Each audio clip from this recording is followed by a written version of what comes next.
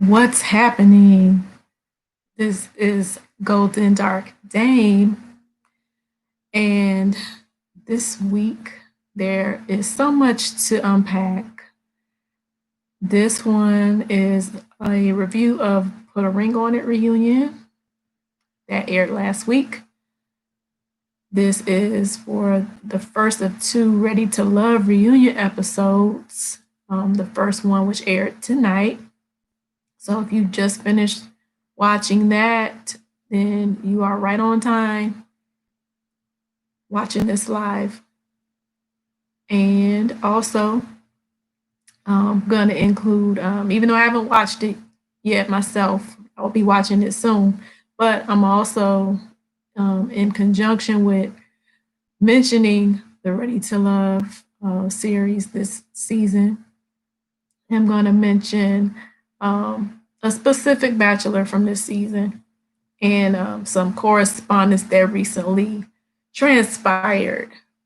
So there's a little bit of tea there for anybody who wants to know.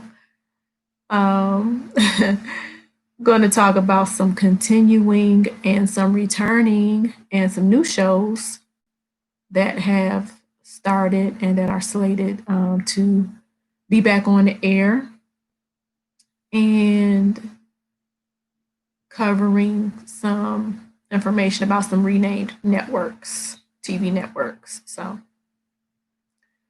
like I said, if you just finished watching the content on OWN Network tonight, got a couple things to mention in regard to that. But to start out, just backtracking a little bit from last week, from the reunion episode of Put a Ring on It, and the three.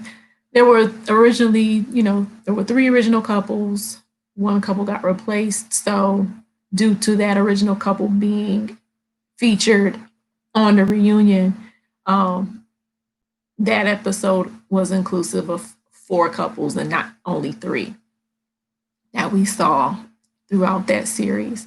But it was okay in my opinion. It wasn't very eventful. And I think I mentioned this on the video from last week, saying that I feel like that series, with it being new, I felt like it left a bit to be imagined, especially towards the end and the manner in which it wrapped up.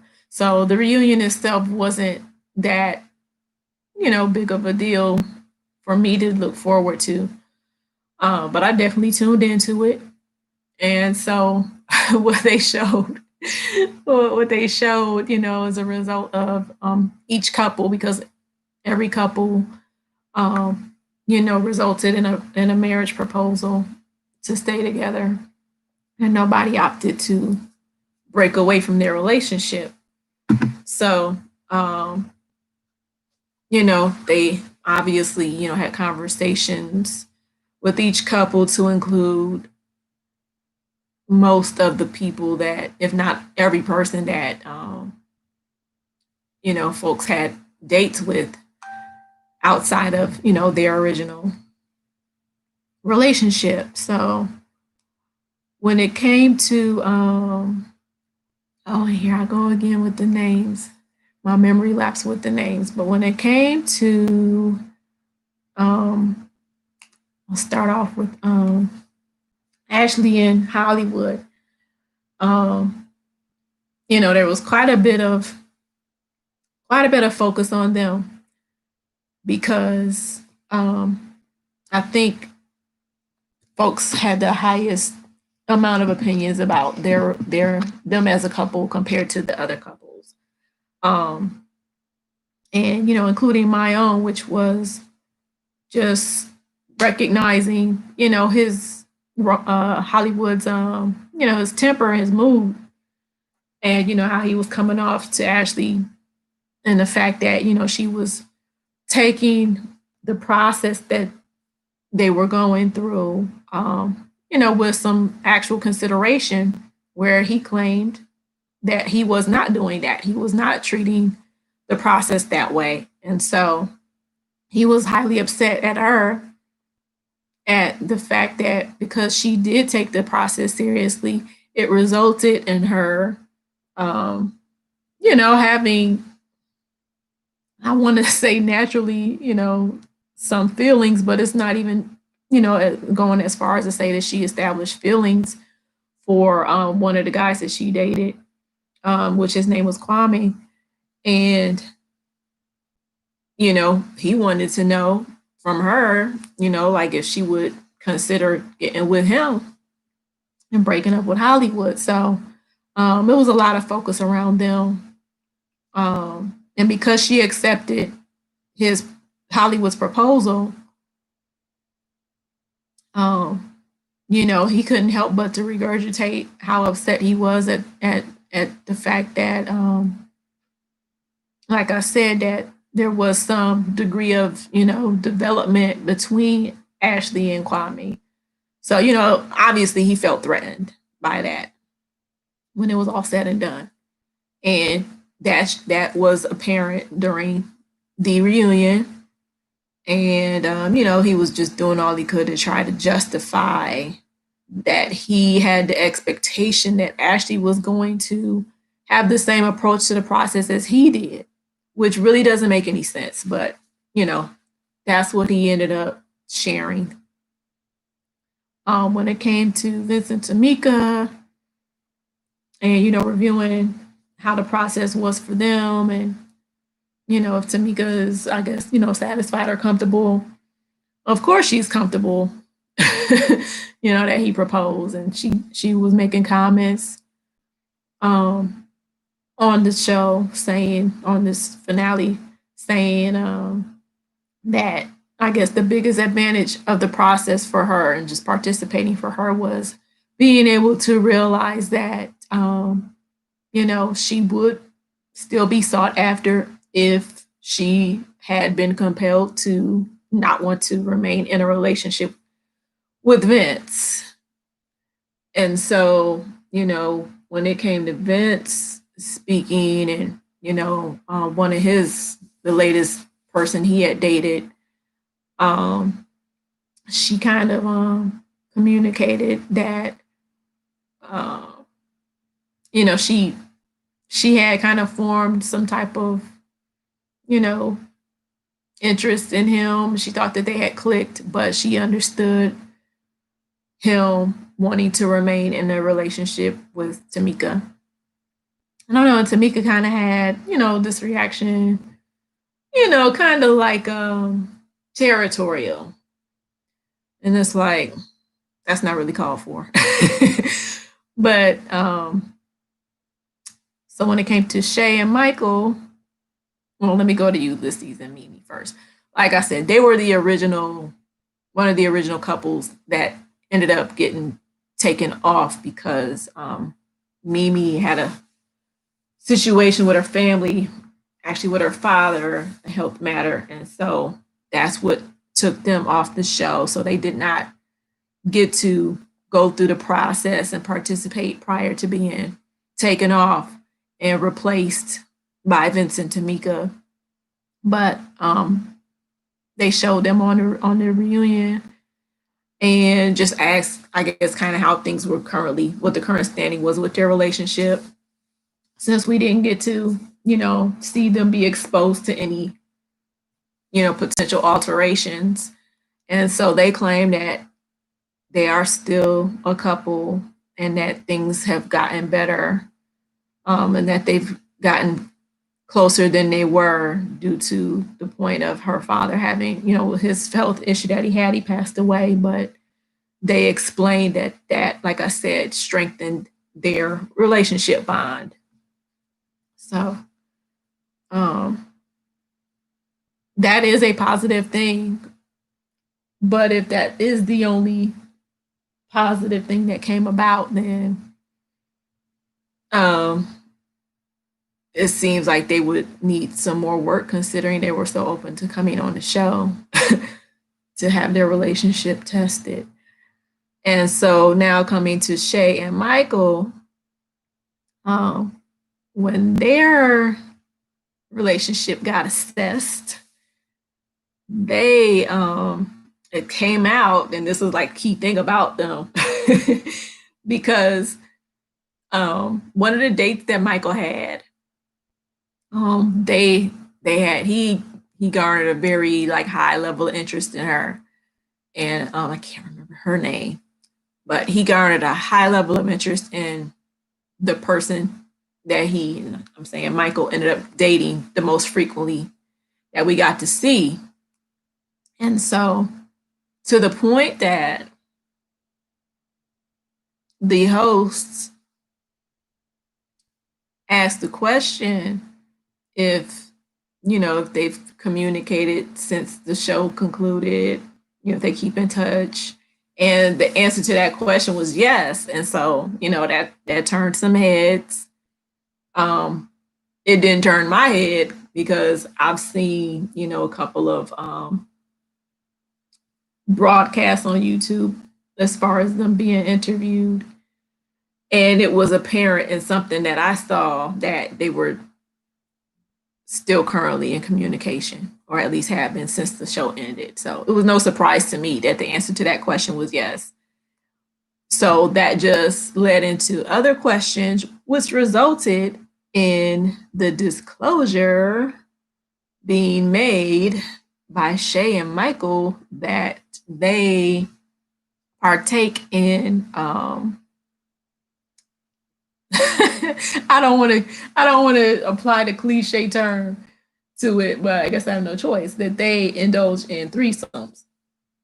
And the host tried to connect that to Michael still communicating with, the girl he was dating on the show, and asked if she was a part of that with them. And so, she just gave a pretty ambiguous answer.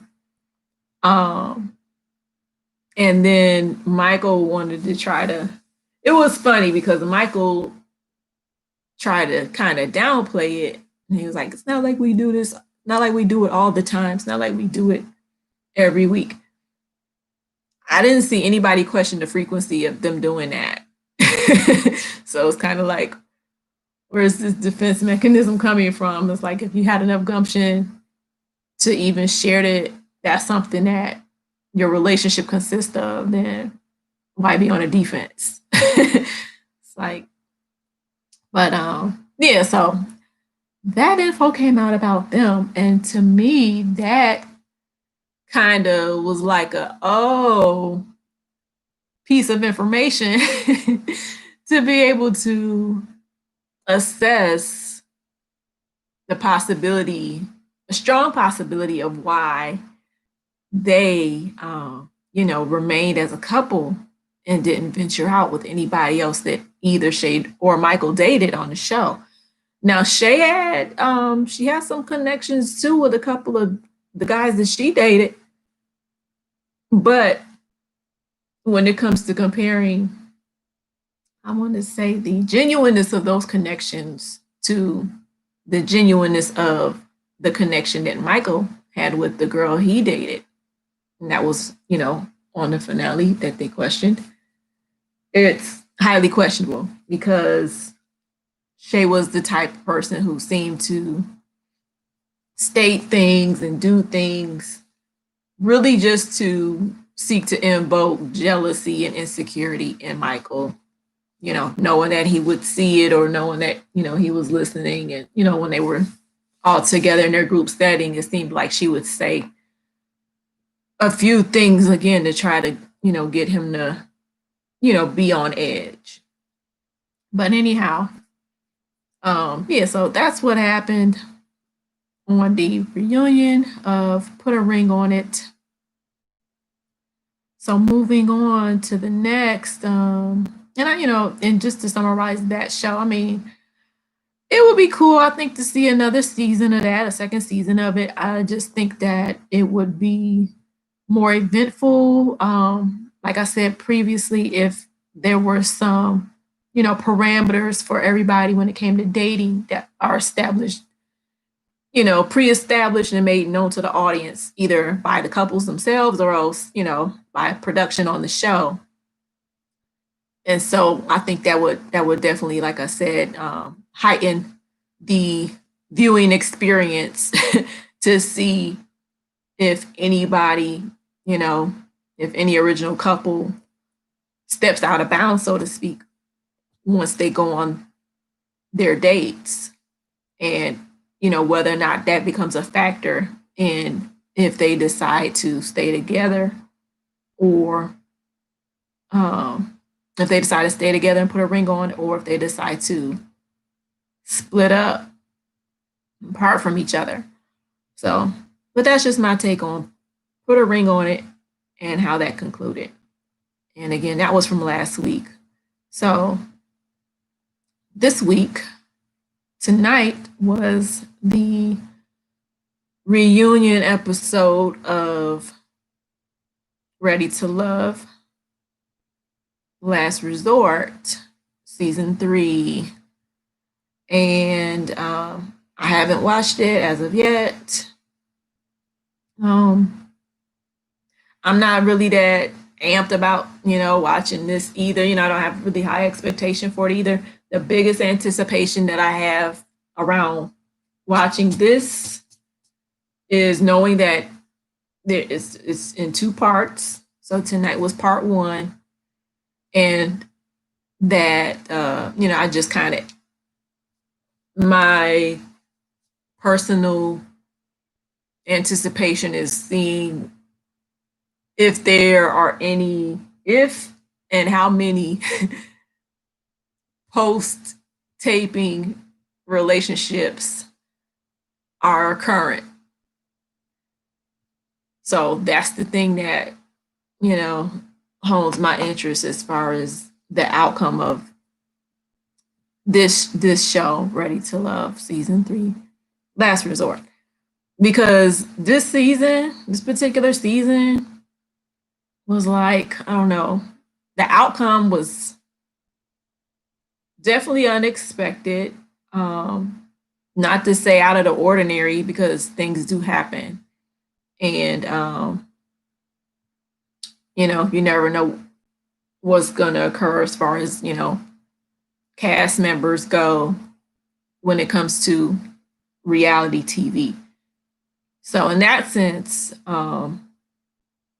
it wasn't unexpected, but due to an unexpected occurrence with one of the cast members, that it threw a monkey wrench into the remainder of this season, and as far as people coupling up. But what I also found interesting about this particular season is that it seemed to me that even though they always alternate as far as which gender faces elimination every week, my assessment was still that the men on this season, they seem to be so laid back as far as not doing a whole lot to specifically pursue any of the bachelorettes. So it appeared to me that, I don't know, it just seemed like there was more commentary coming from the women about the men rather than it being equal, or vice versa being the case. So so when it comes to whatever aired tonight, again, that's what that amounts to for me, just based on how the series, how things went during the season, and people ended up dropping out and whatnot. And so I didn't even realize that there was an actual bracket for guessing who would end up resulting in becoming couples. But I just so happened to come across that just yesterday. I said, oh, that's cute. But it's also funny because, again, the way that this season ended up panning out, it seemed like that bracket challenge, would have been close to useless because it just resulted in two couples instead of three. But it could have been the case as far as, guessing an imaginary third couple, a likely third couple, even though that's not what ended up happening. So I want to connect that though to, I mean, it's not that I even want to connect it. What is relative though to whatever transpired on a reunion, and knowing that there's two parts to it, that they've broken it up into two episodes. Um, I'm also eager to see it because it may confirm uh, a notion that I have in regards to one of the bachelors that was on this season of the show. And I mentioned this on the live that I created last week. Whether or not I was gonna, bring it up then, I didn't bring it up then, so I'm bringing it up now. So, and I'm glad that I waited to bring it up because I have a little bit more information to include with it at this point in time. So, like I said, one of the bachelors from this season of Ready to Love, season 3, Last Resort. It's interesting because, I shared my assessment of just a few of them, from the first episode, and just kind of sizing up some of them. And it's one of those same men that I mentioned previously. So, um, so what happened? What happened was, what even makes this person like, as relevant as they are at this point for me to be talking about is that I have some friends who live in Houston, Texas, and they came and visited my area at the end of December. And so, they paid me a visit. They came to see me, so we caught up and everything. And I ended up, mentioning Ready to Love to them, kind of inquiring like, oh, do you guys know about that show? Do you watch it? Blah, blah, blah. Just making conversation. And so my friend, he like Googled it or whatever, pulls it up, looking up the deets about it. Like, oh, yeah. So with him doing that, it brought up, I guess, little brief bios of each cast member from the show. And what he ended up pulling up was a listing of that for the bachelors, for the males. So when he showed it to me, what he was looking at, he was like, "This is what you're talking about?" And so when he showed it to me, looking, and I had, this is not, I didn't even know that they had information like that spelled out like that for the show participants. But what he showed me, when he showed it to me, like I said, it included this kind of like I said, a short bio with kind of like personal information about each guy. And so I scrolled through it, and the guy that I'm talking about specifically, I'm not going to name him yet at this moment, but when I saw the bio for him, I saw, information about him that I had not previously seen, and is not included on the show, on any episode. Whenever they show each person, they always show their name, their age, and their occupation. But the information that I saw on my friend's phone was additional information. And so that additional information is really what, like I said, kind of, intrigued me somewhat about this particular bachelor, which being his zodiac sign. And so I'm looking at this like, oh, like that's a sign, da da da. So, yeah, so that's what kind of like, honestly, that's what put him on my radar, because again, he's one of the three guys that I mentioned last week, and that I expressed my speculations about from the very start of the show, having some type of speculation about them and like, oh, they might not be real, you know. So he's among those three. So I see his zodiac sign. I'm like, oh, well, and it kind of made me think, oh, maybe it just garnered my interest. So what happened after that? A couple of days later, my friends are traveling back to Houston, and I was so compelled to, reach out to this bachelor through social media. So, I looked up their profile, you know, viewed a few things, and so, I ended up, sending them a DM. And so the result of that was that, I knew it'd be hit or miss, but the result was that they responded to me.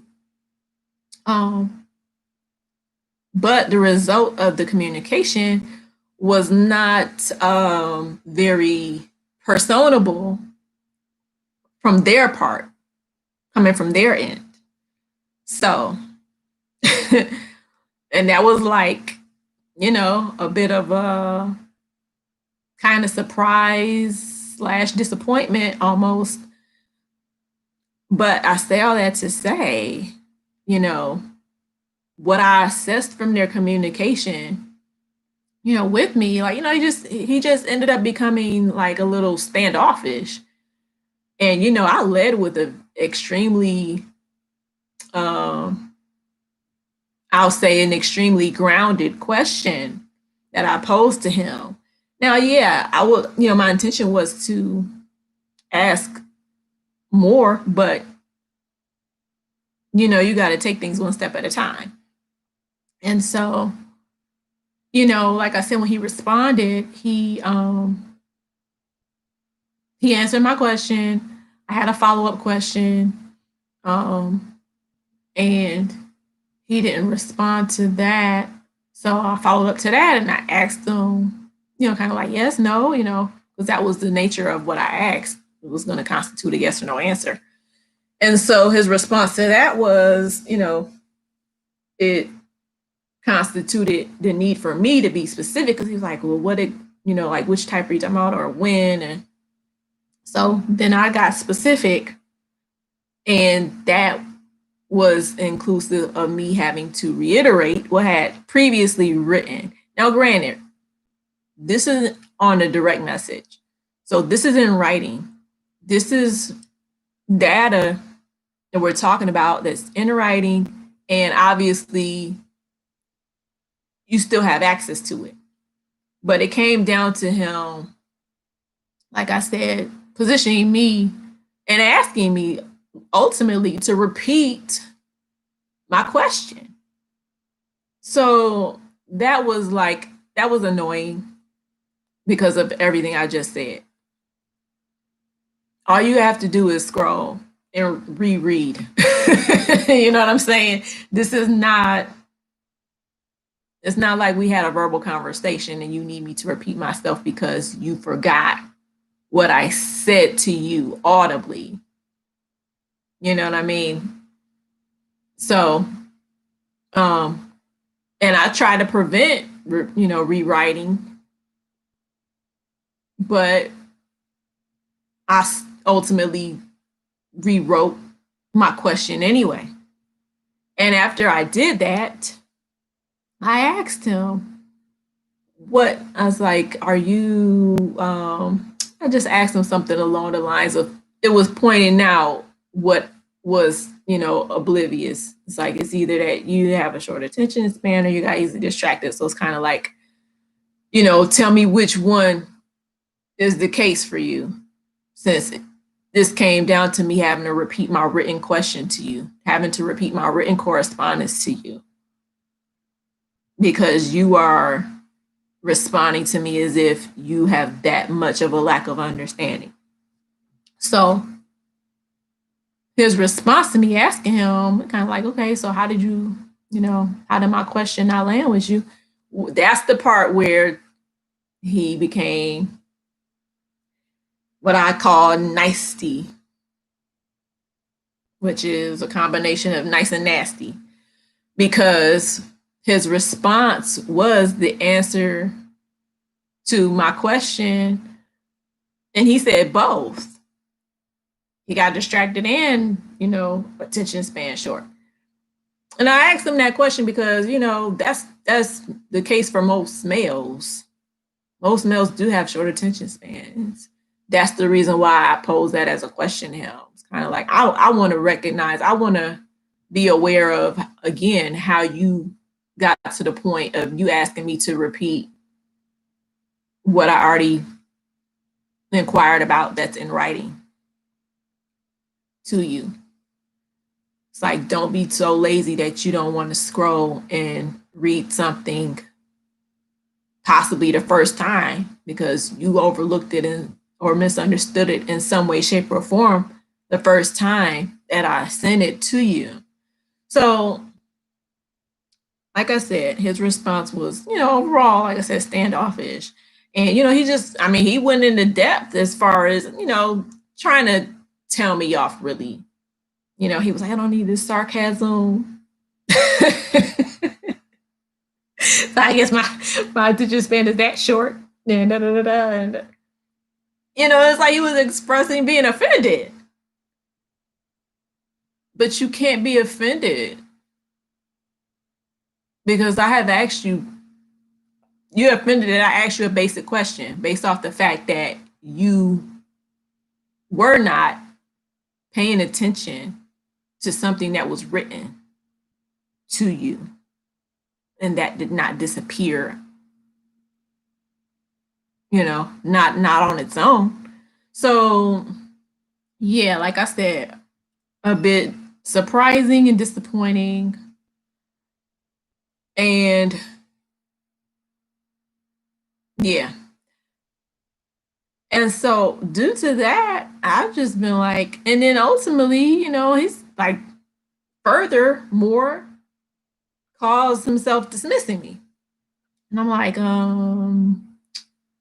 because I said something, I don't remember what I said, but I was, I remained respectful, you know what I'm saying?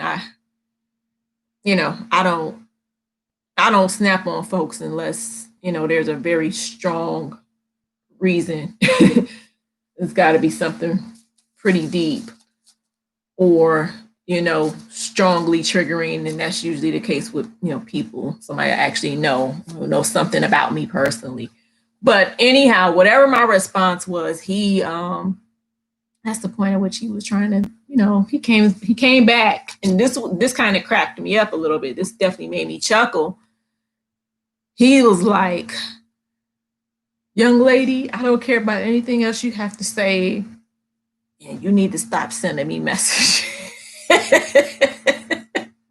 it cracked me up. The young lady reference cracked me up. Cracked up. Because to me, that read so much as part of my speculation about him. And it's like, wow, this reads like some stuff that a man older than the age that he claims would speak. It's like, young lady, da, da, da, da. So that was pretty funny to me.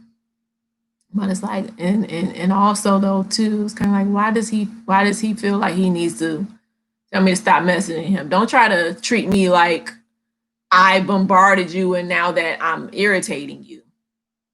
Because if you honestly feel that way, that says something about you that is really not even justifiable because it wouldn't even be based in reality. So I sent him one more response and I let him know, like, if you don't want me to send you messages, then you're gonna have to do your own work on this. Definitely. I'm not gonna do it for you. But when he said that he didn't care about anything that I have to say to him, I said, you must care. You're the one who's still messaging me. Like, I don't have anything else to say to you, but you're the one who's replying to me. So, yeah. And so part of what he stated prior to dismissing me, telling me not to message him again, and ultimately either blocking or restricting me. He had said something about, it's like now he was trying to explain himself. I have to go back a little bit. He attempted to explain, and this was part of his nicety remark when he was like, both. I got short attention span and I got distracted. So he's telling me how he, receives hundreds or thousands of messages, blah, blah, blah, blah, blah. Yours got lost in the shuffle, blah, blah, blah.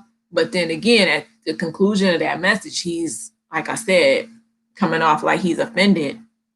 It's like, so my short attention span doesn't have time for your sarcasm, and I don't need this sarcasm. And you cannot explain to me that you have however many other messages or anything else in your life that you receive as a means to try to, pacify or seek to have pacified the fact that you have to include my message in that count, honey. Because otherwise you wouldn't even be trying to give me provide me with this explanation that you are. So it's like, what you explaining is irrelevant. However many other messages you receive. Mine didn't get lost in the shuffle.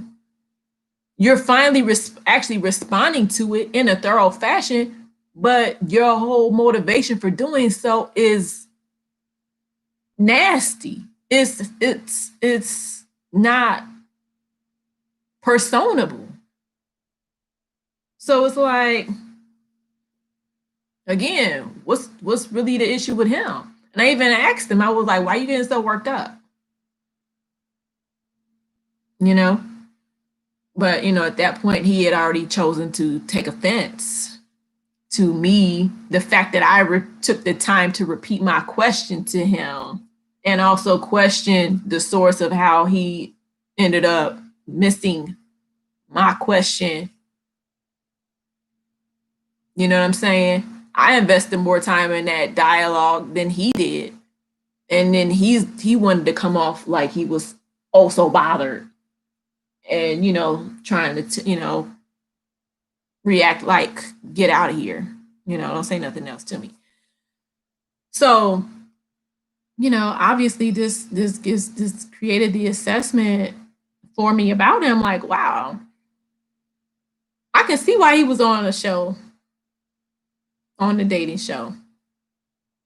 Because look at this attitude. He has a sour attitude. He definitely took one up with me. You know what I mean? And this is probably the biggest factor of it that, again, made me read his response as being disappointing and surprising, is that if he only would have looked at my profile with as much of the same amount of time that I ended up looking at his prior to me even DMing him, he should have and could have and would have been able to connect some dots and see that there are relatable aspects of he and I. Okay? He would have been able to see that without words, on unspoken terms, if he would have paid more attention than the little bit that he ultimately ended up paying, which was just enough to cultivate an ugly response to me within the direct message section of Instagram. So, and then just a few days ago, looking at some content on another, channel here on YouTube, which is really like, and it's a little bit of, well, it's close to cross promotion. I'm not going to say the name of the person who creates it because I haven't communicated with them and I don't know if they'll be okay with it. But they create this parody of Ready to Love. And so I was watching that, and I like to read comments of most of the stuff that I look at. And so when I was reviewing the comments, it turns out that the creator was responding to somebody's comment, and they stated to them, they were like, "Oh yeah, it looks like," and again, this what they said is relative to the same, the same guy that I've been talking about, who's on Ready to Love. And so the content creator said, it was like, "Oh yeah, it was like he actually made a comment on one of my other videos," and they got specific, and they were like, and he was making mention of how he's doing now. So, me, based on his explanation to me, as far as trying to explain away, how he overlooked my question and was offended that I re-explained my question to him. And he was able to make enough time for that and have a nasty response to me. I found it interesting to read this content creator saying that this same guy commented. He found enough time to peruse their videos and comment. So I went to said video by the content creator until I came across, the Bachelor guy from Ready to Love's remark. And so what he said was along the lines, his comment was along the lines of saying, he was like, "Oh, if you want to know how such and such," now he's speaking in first person because he was like mimicking a comment that somebody else had posted, which had mentioned him. So he was like speaking in first person. He was like, "Oh, if you want to know how such and such is doing, and you don't have to wonder anymore about such and such because I am such and such." And then, he just like put another sentence, just kind of summarizing whatever, and that he's doing X, Y, Z, or A, B, C, whatever. He's doing B, he's doing Y. So it's like, okay, that was kind of unnecessary. Aside from if he only sought to make himself seen, within that space on YouTube, within a comment section on YouTube. So, yeah, that was like, that read to me as, I want to say, contradictory compared to my engagements of him on Instagram. So yeah, that's why I wanted to bring that up, and that's why I made mention of him last week. And so, if you want to know who I'm talking about, oh no, one more thing before I say his name. So the totality of that, being able to get a window into how he communicates causes me to specifically wonder again if he is a person who may have cultivated a relationship with somebody on the show post production, and to see how that may be questioned or explored or inquired about on the reunion. So, but again, it's very apparent to me that hell, this has got to be why he even came on the show, because again, he, in this communication that I had with him on the DM, like what's even more indicative about the sourness that came from him is that it occurred between January 29th December 29th and January 1st. So it's like, to me, my presumption as it relates to what I said, as far as if he's possibly, entertaining any other castmates that he had, it just causes me to wonder and presume not that he is not. and definitely was not at the time of our correspondence, because I looked at it like, if you have that type of reaction to somebody that you don't know, which is me, you know what I'm saying, that, and this is the level of your response, being unpleasant and dismissive and like annoyed for no strong reason, is that your attitude is that sour, and this is how you are expressing yourself at, the conclusion of the year and the commencement of this new year of 2021. So it just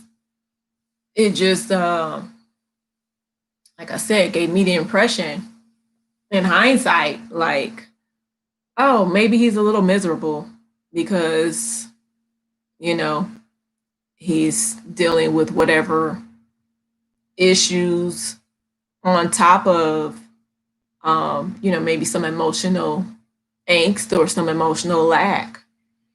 Because look, if you're involved with somebody at this point in time, I definitely couldn't see you copping such attitude in the manner in which you did between New Year's Eve and New Year's Day. Because if otherwise you would have been preoccupied with your woman, if you have one. So and I think I was starting to say this and didn't get to finish. My motivation for DMing him was ultimately, to, seek to find out, how much more we have in common. I'm in a position where I'm able to see commonalities that he and I have. But again, he didn't even take the time to look at my profile, instead of deciding to lightweight go off on me in the DMs. So it's kind of like, wow, because I was going, I was ready to, offer him up some information, some suggestions based on, again, what has been made privy to viewers of the show when it comes to him, and some of what he disclosed that aired, that folks got to see, and also some of what he has disclosed on YouTube interviews that he's done. So, but he pretty much wiped all that away with his comments, his direct comments to me. And it's like, okay. So this person that I'm speaking of, who was featured on Ready to Love season 3, Last Resort, is Edwin. So if you didn't catch that, rewind it, or else you'll just be guessing. So yeah, moving on.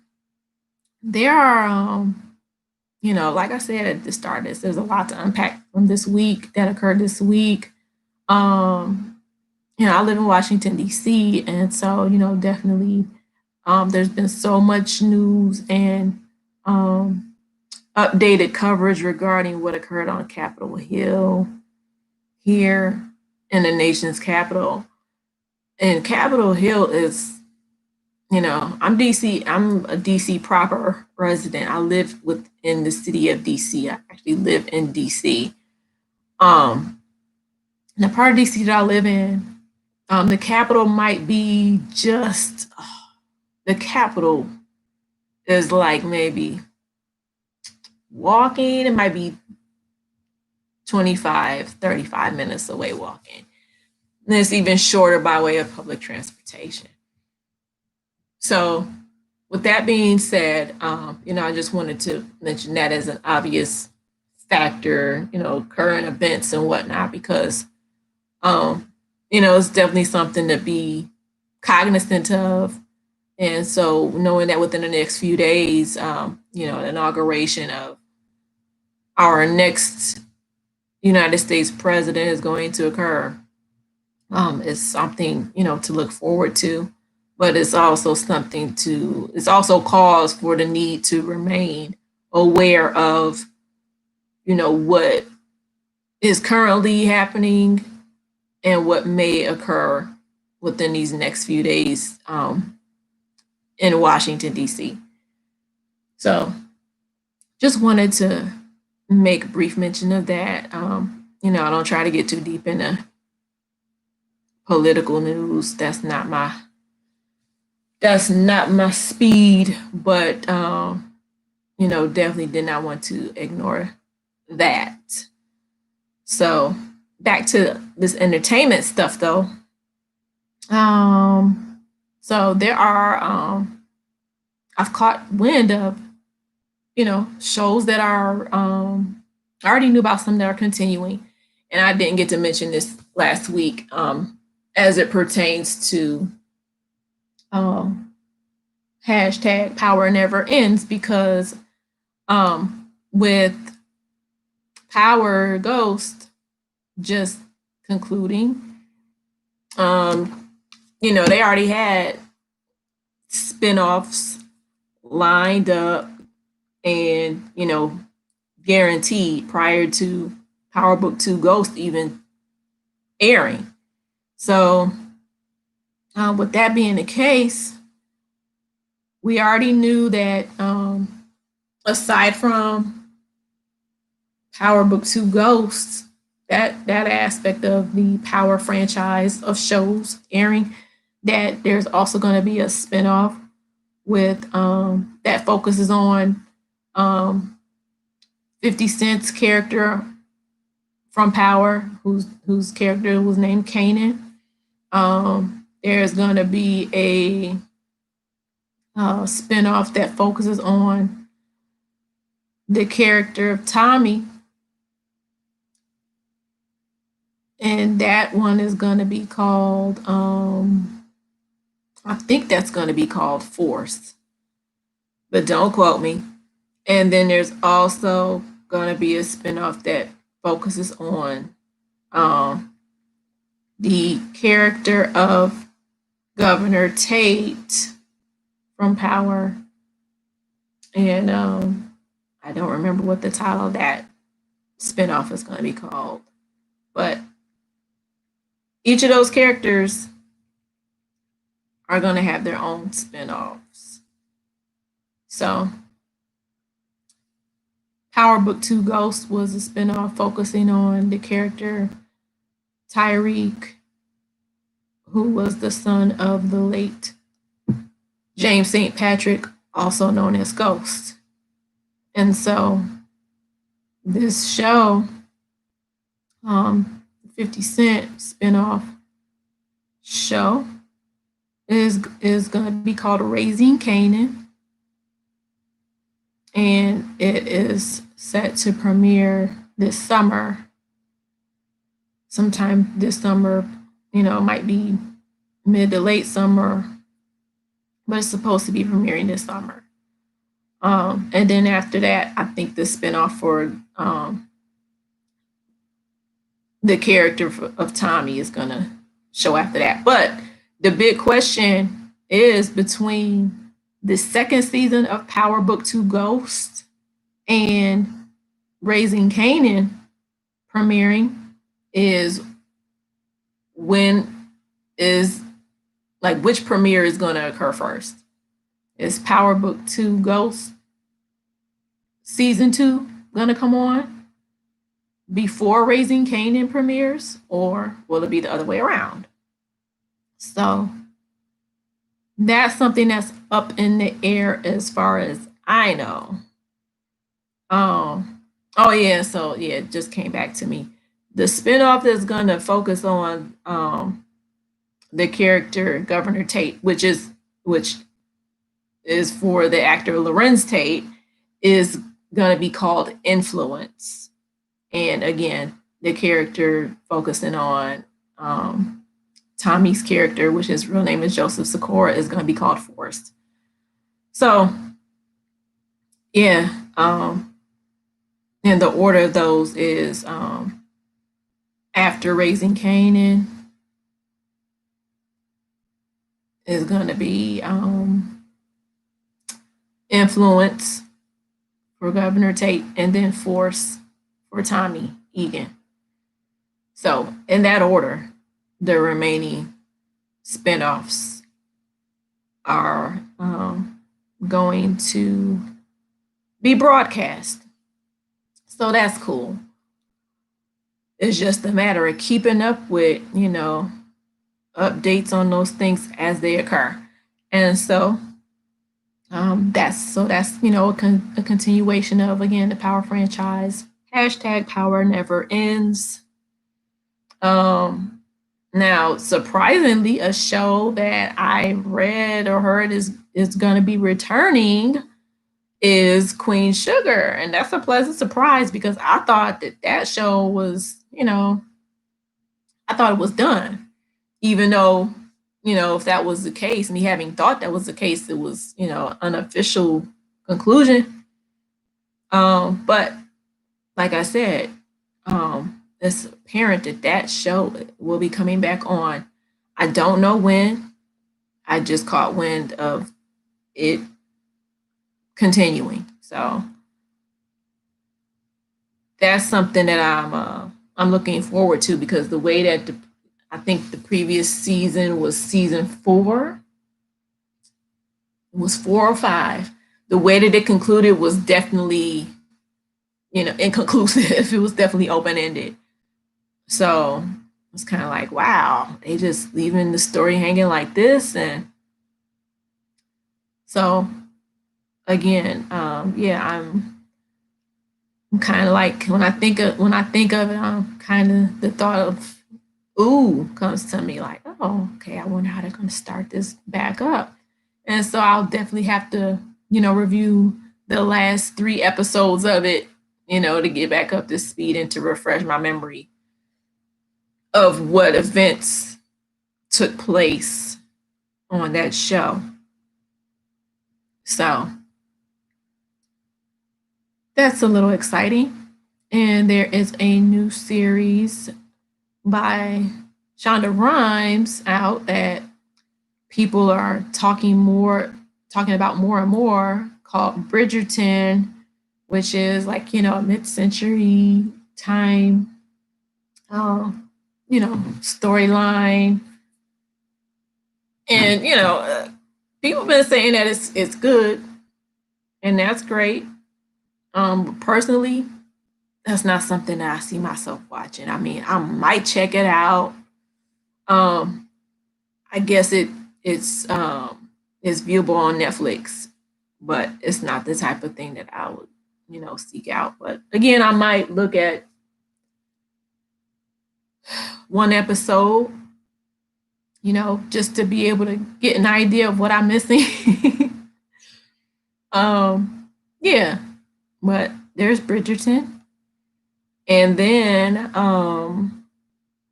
there are changes with some networks, a couple that I'm aware of anyway. So, in case you didn't know already, since what I've been speaking of here, majority wise, up to its current point, has been shows and content on the own network, is that same network is merging with or now coming under the bracket of Discovery Plus, which I believe is an extension of the Discovery Channel. So Discovery Plus has acquired OWN TV. And yeah, I happen to, see some information in regards to Oprah having sold the network. That's how I found out about it. But the manner in which that information was even shared was as though Oprah undersold it, you know. But that is subjective, period. Nobody can say whether or not whatever amount of money that she sold the network for was undersold or not. It's something that was her creation. So, other people can theorize, their own valuation of such, but It was her creation. And obviously the fact that she even chose to sell it, um, that was from what I can see and tell, that was completely, something that was under her control to do. So to say that, oh, she sold it for pennies, she sold her network for pennies on the dollar, or it's kind of like, are you sure? How do you know that? you know, that's just it's a matter of opinion, period. By anybody except for her. That's a matter of opinion.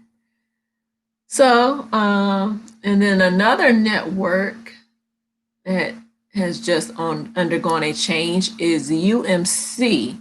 Now, UMC is from what I know, it is a specifically Black production network. So any show on that network, any movie on the network is featuring and or produced by Blacks.